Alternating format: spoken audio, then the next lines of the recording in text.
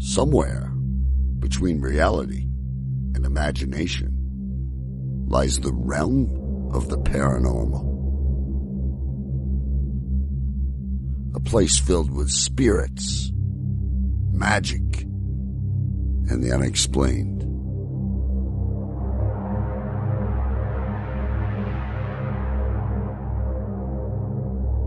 Come with us on our journey to discover if the stories are true or if they are all just smoke and mirrors.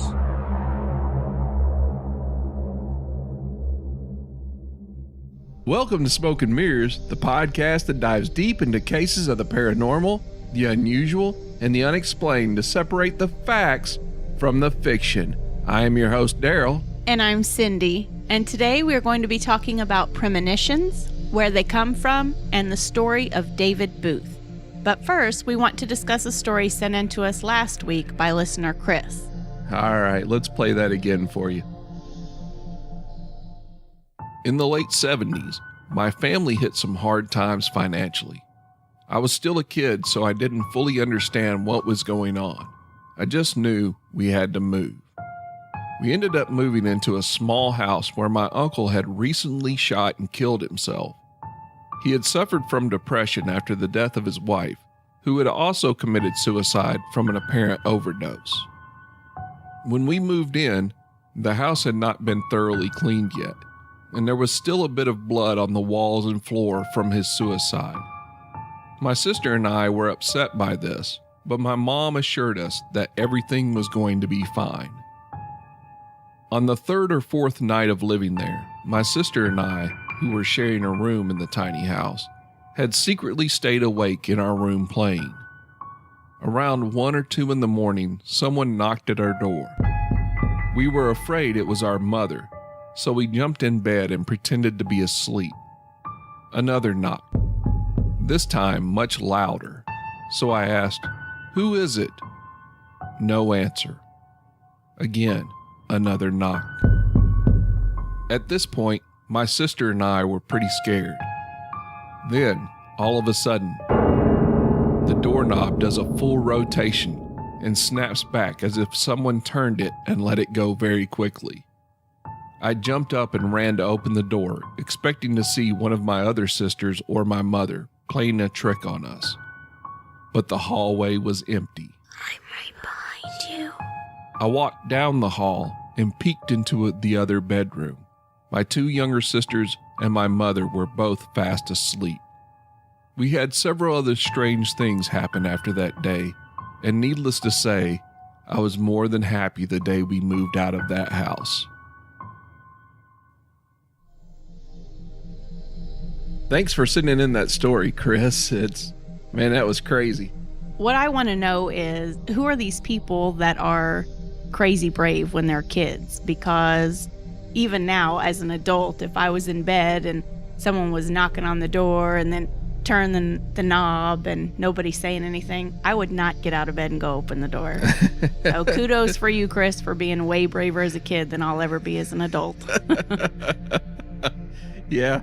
The thing is, I think he thought it was his mom, or she thought it was her mom. I'm sorry if it's a she. I don't know. It's the name Kris is, it can be used either way. But anyway, it just, when you're wide awake, I guess, as opposed to getting ready to go to sleep and something like that happens, I can see how that would just be so freaking creepy. Oh, yeah. Okay, so our subject for today is premonitions. Now, I know you and I both have a couple of stories about premonitions that we may have had. Yeah. And this subject really is one of those ones that, even though I'm more of a skeptic and I'm not sure exactly where they come from or what causes them, it's one of those things about human beings that, I don't know, it amazes me that things like this occur. It just makes you wonder why they occur. So there are 3 categories of events that people tend to lump together as premonitions, but they are distinctly different. A premonition is, in essence, having a waking vision or a flash of a future event while awake. Premonitions are about feelings or senses of nervous anxiety and gut feelings that something is about to happen. So overall, premonitions are more about having a sense or a feeling of things to come. The ability known as precognition is seeing a future event while sleeping, and this future sight mainly occurs while dreaming. The feelings and senses associated with premonitions are also a common occurrence with precognition. There is also an inner depth of knowing, and knowing that something or some event is about to happen. Intuition is a process that gives us the ability to know something directly without analytical reasoning, bridging the gap between the conscious and non-conscious parts of our mind, and also between instinct and reason. Yeah, and intuition, I mean, you always hear Mother's intuition. yeah, or women's intuition. Yeah. And I think for men, especially if you got policemen, they always talk about going on gut instinct. You know, I have this gut instinct, but it's the same thing, I think. And so I wonder where these premonitions come from. Now, some people believe that they come from God. They believe that a divine source is warning them of future events so that they can avoid them or stay out of harm's way, while others believe that the Bible warns specifically against premonitions or precognition, saying it's an ability like witchcraft, or that it comes from Satan himself. In the parapsychology world, many believe that premonitions are a sixth sense, a type of ESP that can be developed and honed. They believe that everyone has the ability, it's just a matter of learning to tap into it. Now, another theory about where this second sight comes from is presented in the book One Mind by Dr. Larry Dossey. Dr. Dossey believes that everything is connected in a collective consciousness, and that by tapping into that connection, whether knowingly or unknowingly, it gives us the ability to know not only the future, but all things from the past and present. It's kind of along the same lines as the belief in the Akashic Records, if you're familiar with that. Lastly, we want to cover how science explains premonitions. Northwestern University did a study from 1978 to 2010 and found that our subconscious mind may know when something bad is about to happen about 2 to 10 seconds before it actually happens.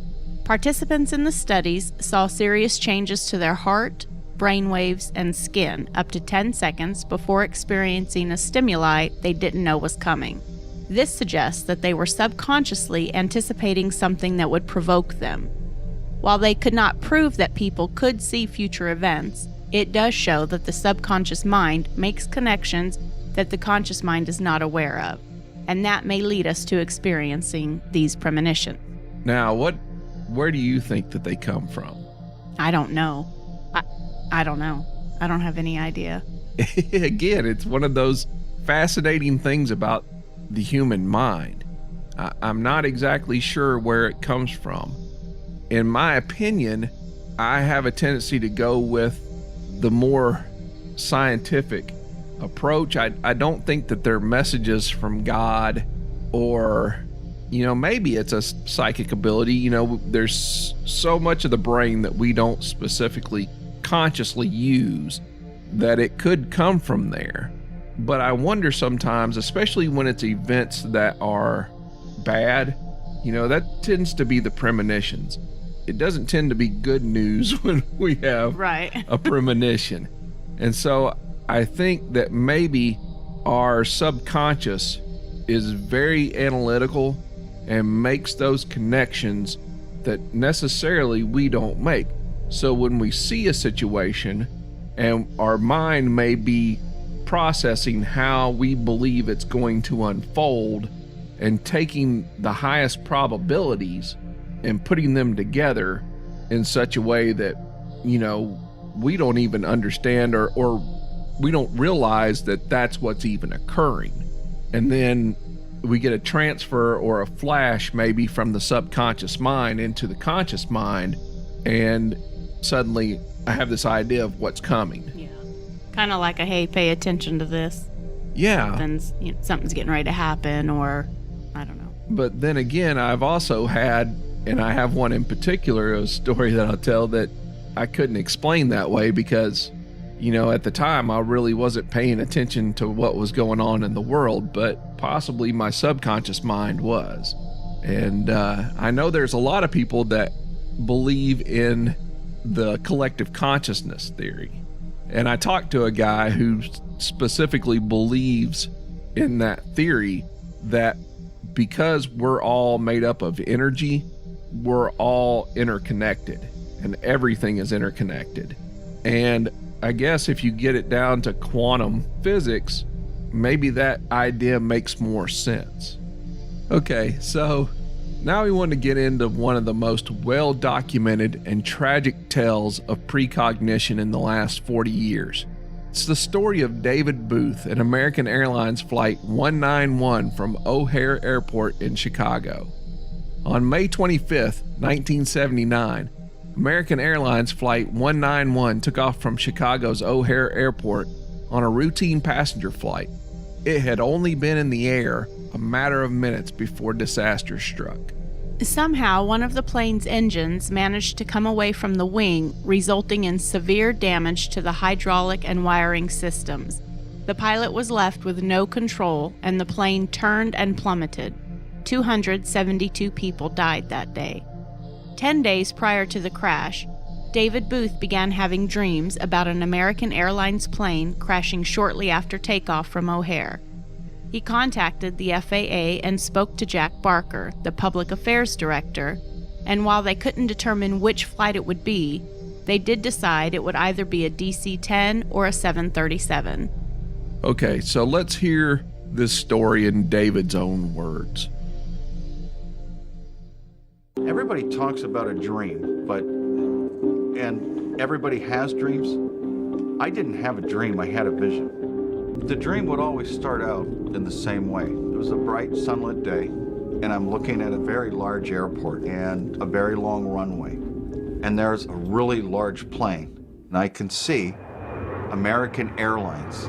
I see the plane starting to taxi on the runway, and it gathers up speed. All of a sudden, as it's going off, there's a perception in my mind that there's something wrong with the sound that the engine is making. The plane all of a sudden seems to go almost go straight up in the air, and then it turns just like this, and then goes straight down into the ground and explodes in this humongous inferno, and then this wave of despair, just like a physical object would just hit you right in your chest. Next morning, the same thing, the same time, right in waking up. And it wouldn't stop. I've got to do something about this. What can I do about this? The only thing that I knew to do was to call the FAA. And that's what I did, fully expecting to just have the phone hung up in me. Every day it got worse and worse and worse. Not knowing what to do, not knowing what I was supposed to do. Not being able to forget an image seared not just into my mind, but into the very fabric of my entire being. May 25th, 1979. I knew I'll never have this dream again. It's gonna happen soon. Got up, went to work. I was at work for 15 minutes when the phone rang. Dave, I'm sorry to tell you, American Airlines DC-10 just crashed an hour ago on takeoff. Nobody survived.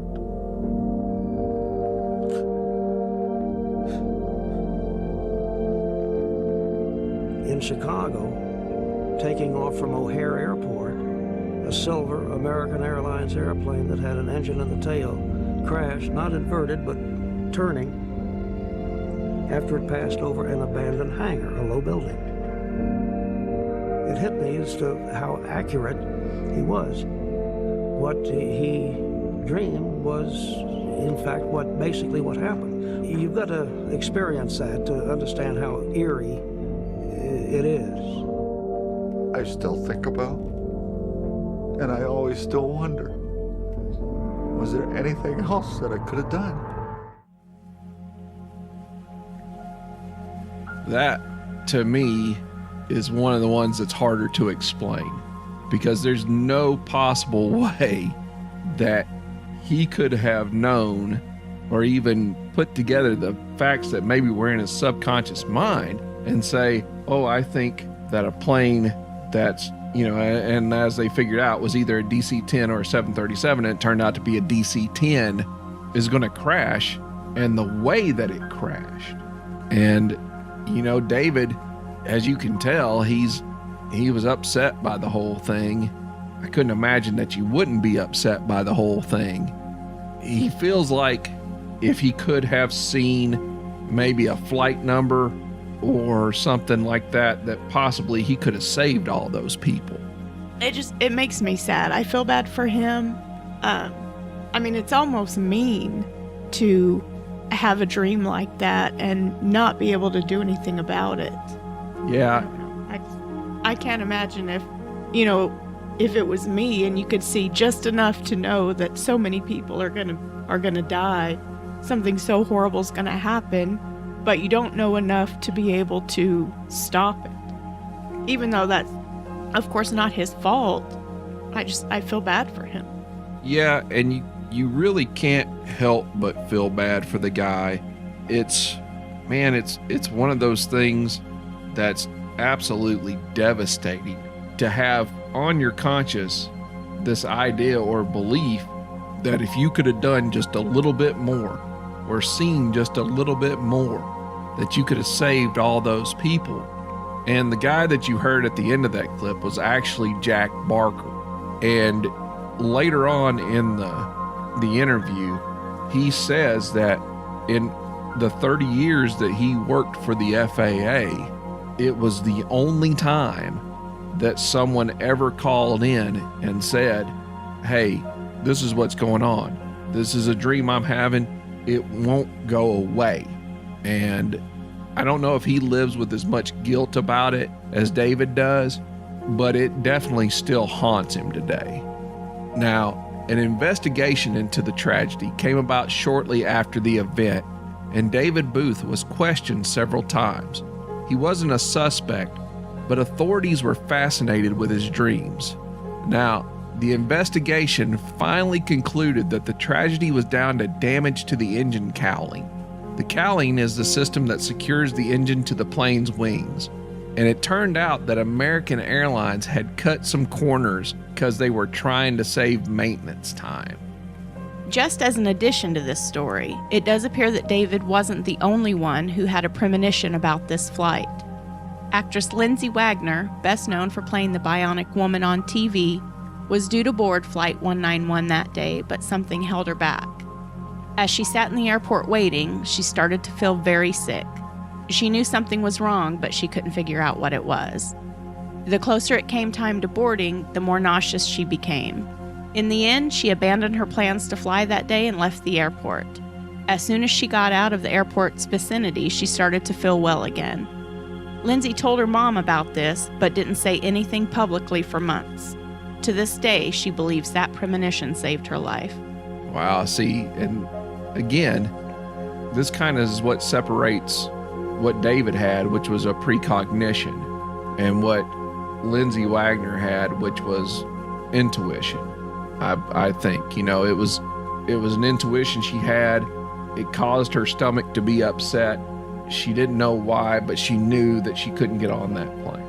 And, we fall back to the question again, is that connections we're making? Was it a message from God? Or was it the fact that we're all interconnected somehow? I think that it would be easy for her or someone that happened to say, oh, well, it was a message from God. God saved me. But I think you have to be careful saying that because, there's 272 people that died in that plane. And if you are saying, oh, God sent me this message and saved me, then you also have to wonder why he didn't save anybody else. Yeah. And so, it's basically... This one's rough for me. I don't know why. Yeah, it's because most premonitions, like I said, you don't really hear premonitions about good things to come, typically. It's always something tragic. And you're right. For you to say that it's a message from God is taking the point of view that God picks and chooses. Right. And that he's decided that one person's life is more important than somebody else's life. And that's kind of a slippery slope that you get on if you go that route. Now, the other day, we put out a call for people's stories on Premonitions, and we were overwhelmed with the response. I mean, you guys are awesome. You sent in a lot of stories, and we want to share some of those stories with you. But before we get into your stories, we have a couple of stories too that we would like to share. So do you want me to go first, or you want... No, yours is better than mine, so I'll go first. Okay. Mine's super simple. When I lived in Kansas City 15 years ago, my ex-husband and I were on our way to my grandparents' house, which was about 2.5 hours from where we lived. And we had been in the car probably about 30 minutes, and I kind of had like a mini panic attack. I just kept telling him, we can't go, you need to turn around, I don't want to go, I feel like something's going to happen. And he was aggravated, but we turned around and went back home, and I called my grandparents and said, hey, we're not coming. I really feel like we shouldn't. And then that evening, my peepaw called me and said, have you seen the news? Are you watching the news? And I said no. And he said that on the road that we take, because there's only 2 roads that we would take between our house and my grandma and peepaw's house, and on the second road that we take to their house that afternoon, pretty much around the time we would have been there was a huge, massive car accident. Had something to do with a horse and buggy and a semi, and there were multiple cars, and I don't think that anybody died, but there were a lot of people that were seriously injured. So I feel like whatever that premonition was, whatever that gut feeling, whoever it came from, or whatever reason I had it, it saved us from being in a massive wreck and, potentially getting seriously hurt. I mean, again, it's a story where something bad is occurring, and your body or your mind somehow is telling you, look, don't go. And, at that point, you were just aware enough to actually go with your instinct. Yeah. Who knows what could have happened if you had been there at that point in time. Now, mine, I have 2 stories. One was from when I was a kid. I was probably about 13 years old, and it had snowed, which was pretty rare where we were. And so I was over at a buddy's house, and we were sledding, and his littlest brother wanted to sled one more time. And the way this was set up was you came down this great big hill, and at the bottom of that hill, if you went just a little bit left, there was a retaining wall there, a block retaining wall for their carport. But if you went a little bit right, there was a second hill that you could go down. And so for some reason, I told him, I said, look, don't let him go again, because if he goes one more time, he's going to hit that wall. And of course they said, no, he won't. He's done this, 50 times. He ain't going to do that. I said, okay. He went again. Sure as the world, he hit that wall and smacked his head into it and busted his head open. And for that one, I think maybe it was just me weighing the odds possibly in my head and thinking to myself, oh man, he's made it X number of times without this occurring. It's going to catch up. It's going to happen. And maybe it was just coincidence that it happened. But the second one, and as cheesy as this is going to sound, and a lot of people make these claims about, oh, we had this premonition before 9/11. And you can believe it or you don't. It doesn't matter to me. I know this happened, and I wouldn't be telling this story if it didn't happen. About a week before 9/11 occurred, I had a dream that I worked for the president and that we knew there was an attack coming. And so, because we knew it, he had told me to go around and gather everyone up that I cared about and get them to a safe place. And so that whole dream was me going around and getting in touch with my family, my parents, my kids, and getting them to a safe place. Then about 2 days later, I had a dream that I was in a large city, didn't know what city it was, had no idea, but I was next to a building that was made out of all glass. And in my mind, or in my dream, from what I recall, I thought it was a restaurant of some sort, but it was a high-rise tower. And then all of a sudden, it exploded, and there was glass flying everywhere, and I got cut up, and it was just mass chaos. And then I had told both of those dreams to my ex-wife because they were really, really vivid. And I said, man, it's weird. That was my first initial thing, was that, man, it was so weird that they were both so vivid. Like in the dream where I was having to go around and find my family, I actually woke up crying from that dream because it was so real and I was so afraid. But the second one, it was very real. And then, of course, a few days later, that occurred. And I didn't initially even think about the dreams that I had because I was like everybody else whenever it occurred. I was kind of stunned. And so it was one of those things that was like, man, what just happened?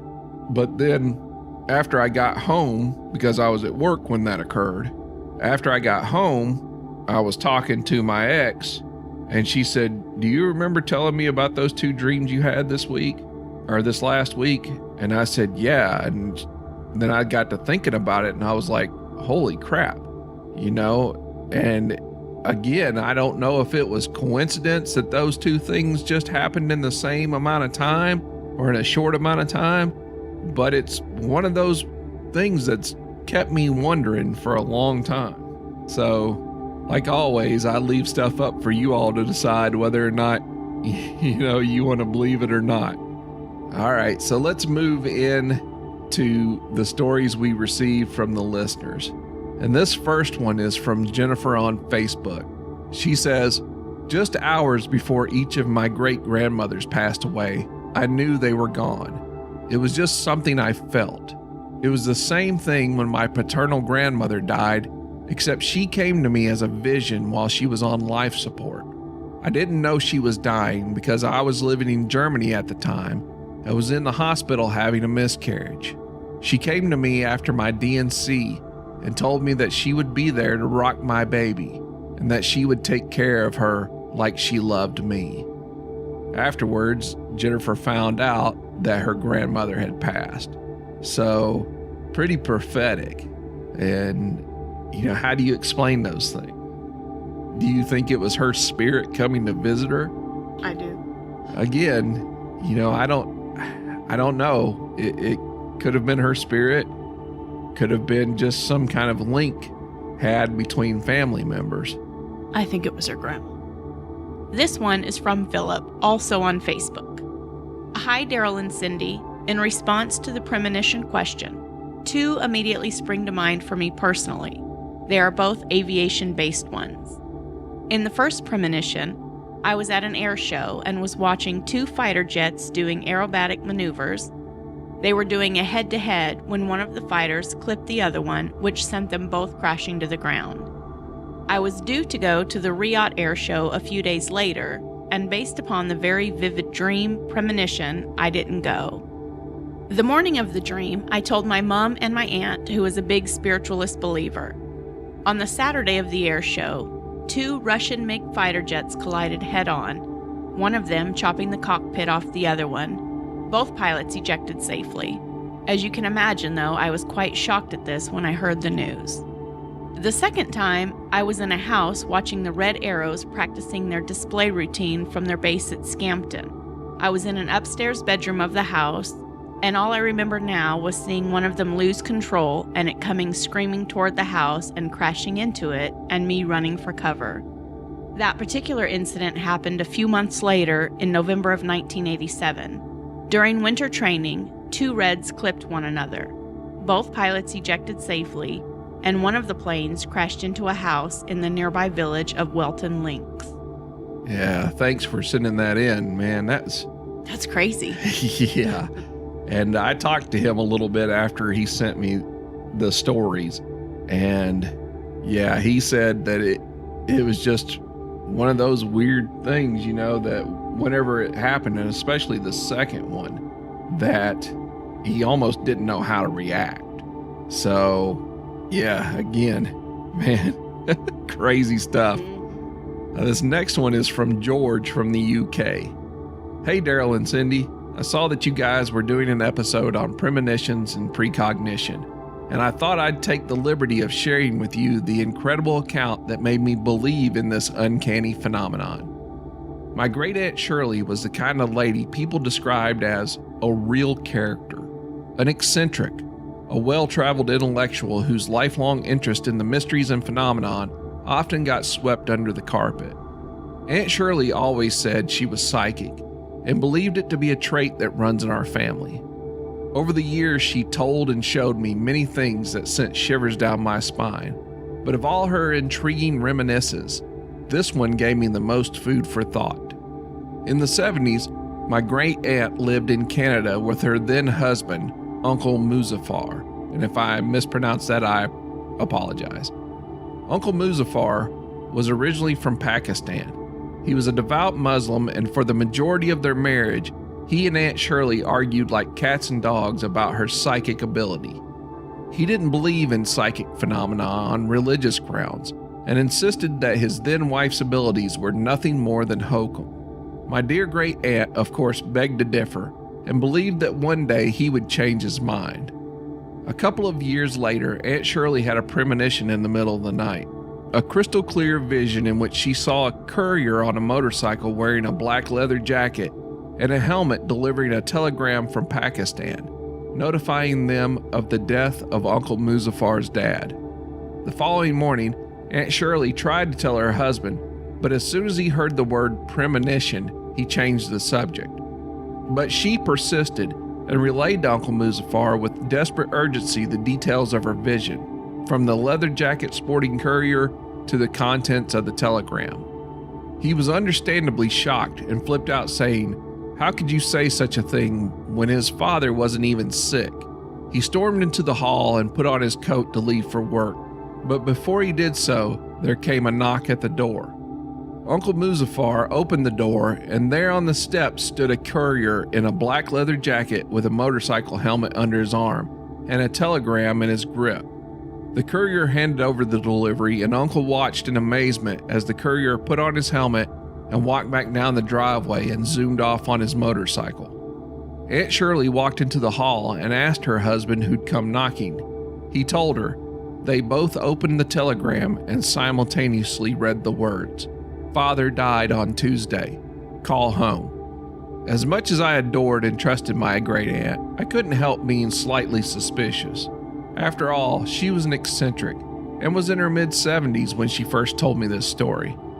Maybe certain aspects of Aunt Shirley's account had exaggerated themselves in her memory, or she may have just possibly embellished the facts for storytelling value. But the cynic in me was wrong.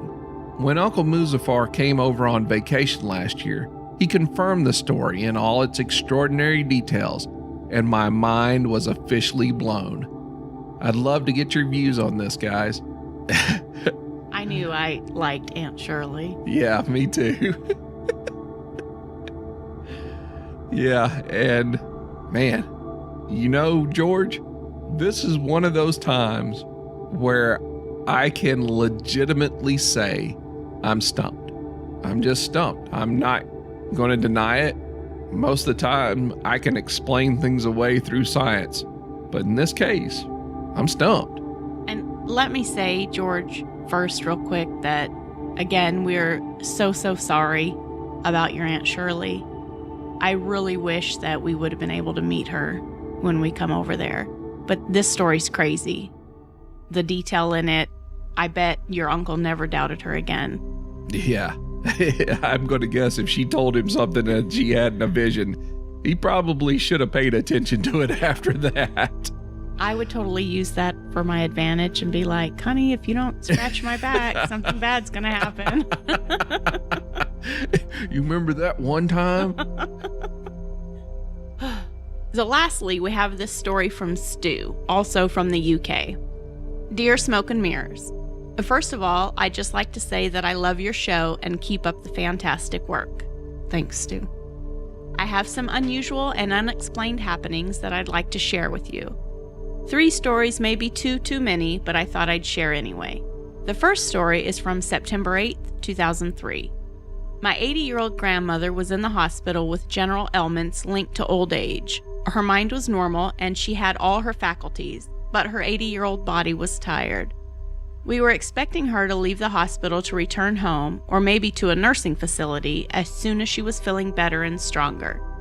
Meanwhile, my wife was in labor with my son in the same hospital.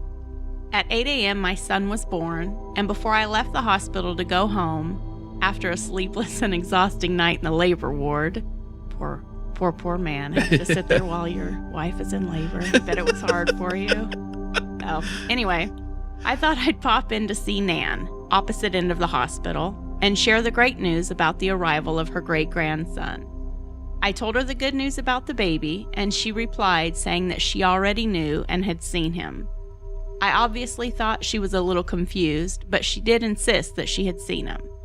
Well, okay, I let it pass, not really dwelling on what she'd said.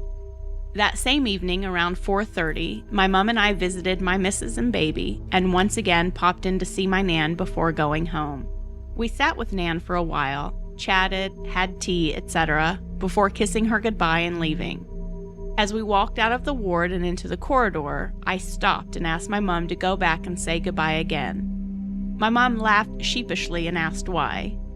I don't know, I replied, just go back and say goodbye. I had no idea why I said this. My mom did what I asked. 30 minutes later, as soon as we walked into Mom's house, the phone rang. It was the hospital saying my Nan had just passed. So that evening, there were lots of mixed emotions, and I didn't know whether to laugh or cry. 15 years prior to the above, I had a dream that my other Nan, 89, was going to pass away imminently. At the time, she was in hospital being treated for a broken wrist. A broken wrist. At the time, she was in the hospital being treated for a broken wrist, otherwise fit and well for her age. And I obviously didn't want to tell my parents about the weird dream. I went to see my Nan in the hospital that day expecting to see her like normal, sitting up, drinking tea, and chatting to anyone that would listen. Instead, she was basically unconscious, and a sign, "Kneel by mouth," above her bed. She passed the next day. Lastly, I had another dream where I was out walking near my grandparents' house. I saw my grandfather and started to chat with him and said something like, "Hi, Granddad, how are you doing?" And then I remembered that he had passed away some years before. I wasn't frightened, scared, or disturbed by seeing him again, but asked him, "How come you are here with me, although you died a few years ago?" He replied, "You know I can't answer that," and he disappeared, or I woke up. After my dad passed in 2001, I visited a medium. She was amazing and told me lots about my dad. I got the spiritual bug then and started attending a psychic church where mediums would do demonstrations, and etc. I was told on numerous occasions by different mediums that I should be up addressing the congregation as I had the gift. Okay, well that's my 2 pennies worth. Best of luck with the show. Thanks for sending that in, Stu. Man, those, again, stories were really good. And I wish I had an explanation for you folks. If someone out there can truly explain to me what's going on, for a fact, 100%, no doubt that this is what's going on, man, I'd love to hear it. You know, I would love to hear an explanation that can explain these phenomena. We really appreciate the stories. All the stories we talked about today had an obvious effect on you. Poor Cindy right now, she's speechless because she's crying and visibly upset by this. And, you know, all the stories we shared today are both incredible and tragic. And whether these visions of the future came from God, a singular consciousness, or from our subconscious minds making unseen connections, I cannot say.